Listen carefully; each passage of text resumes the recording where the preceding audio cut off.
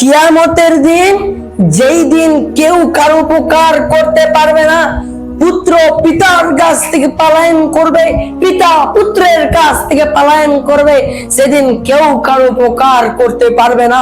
সেদিন এই কোরআন তেলাওয়াতকারীর জন্য সুপারিশ করবেন এবং তা কবুল করা হবে।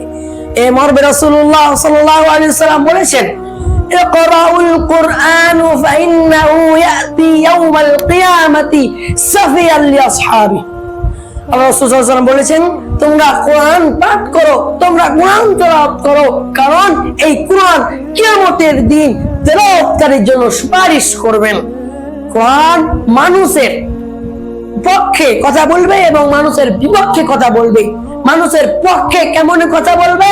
মানুষের পক্ষে এভাবে কথা বলবে, কিয়ামতের দিন আল্লাহ তাআলা, আল্লাহ আমাকে তেলাওয়াত করেছে, আমাকে তেলাওয়াত করেছে, আমল করেছে, আল্লাহ তোমাকে জান্নাতে দাও।